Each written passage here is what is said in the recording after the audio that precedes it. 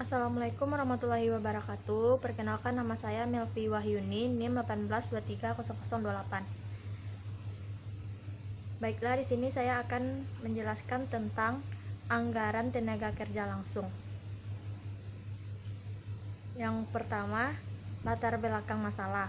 Anggaran tenaga kerja langsung yaitu anggaran upah tenaga kerja langsung ialah anggaran yang merencanakan secara lebih terperinci tentang upah yang akan dibayarkan kepada para tenaga kerja langsung selama periode yang akan datang, yang di dalamnya meliputi rencana tenaga jumlah waktu yang diperlukan oleh para tenaga kerja langsung untuk menyelesaikan unit yang akan diproduksikan, tarif upah yang akan dibayarkan kepada para tenaga kerja langsung, dan kapan waktunya para tenaga kerja langsung menjalankan kegiatan proses produksi, yang masing-masing dikaitkan dengan jenis barang jadi produk yang akan dihasilkan, serta tempat atau di departemen di mana para tenaga kerja langsung tersebut akan bekerja.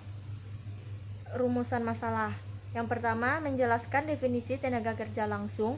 Yang kedua, menjelaskan pengertian anggaran tenaga kerja langsung. Yang ketiga, bagaimana cara menyusun anggaran tenaga kerja langsung.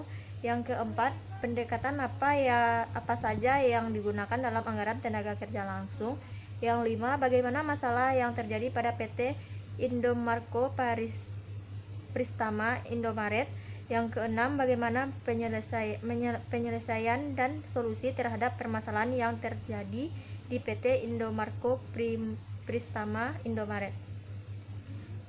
Tujuan. Yang pertama, mengetahui definisi tenaga kerja langsung. Kedua, mengetahui pengertian anggaran tenaga kerja langsung. Yang ketiga, mengetahui cara menyusun anggaran tenaga kerja langsung. Yang keempat, mengetahui pendekatan apa saja yang digunakan dalam anggaran tenaga kerja langsung. Yang kelima, mengetahui permasalahan yang terjadi pada PT Indomarko Pristama Indomaret. Yang keenam, mengetahui solusi dari permasalahan yang terjadi pada PT Indomarko Pristama. Yang ketiga, anggaran tenaga kerja langsung. Kerja langsung pada prinsipnya terbatas pada tenaga kerja pabrik yang secara langsung terlibat pada proses produksi dan biayanya dikaitkan pada biaya produksi atau pada barang yang dihasilkan. Sedangkan tenaga kerja tidak langsung pengertiannya terbatas pada tenaga kerja di pabrik yang tidak terlibat secara langsung pada proses produksi dan biaya dikaitkan pada biaya overhead pabrik.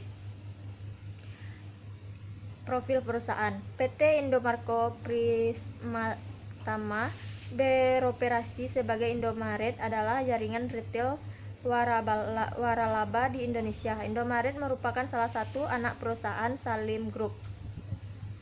Permasalahan. Pada tanggal 27 bulan 5 2021, para buruh melakukan aksi kampanye boikot produk-produk Indomaret. Selain itu, para buruh juga akan melakukan aksi unjuk rasa di depan gerai-gerai milik PT Indomarko Pristama selaku pengelola Indomaret di Indonesia.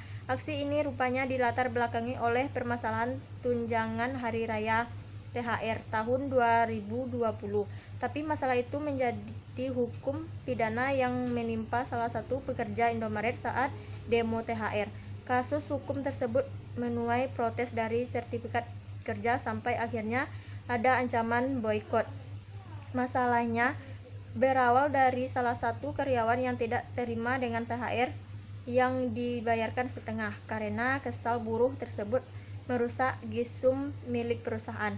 Namun pihak manajemen mengambil langkah pidana waktu kerusakannya tidak seberapa.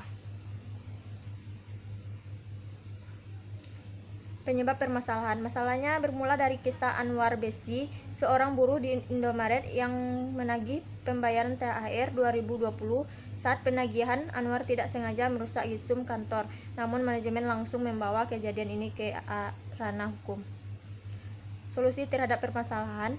Indomaret seharusnya lebih meningkatkan kesejahteraan karyawan dengan memberikan insentif sepenuhnya berupa THR kepada karyawannya agar karyawan merasa diperhatikan, karena karyawan merupakan aset yang berharga bagi perusahaan untuk menjalankan bisnisnya.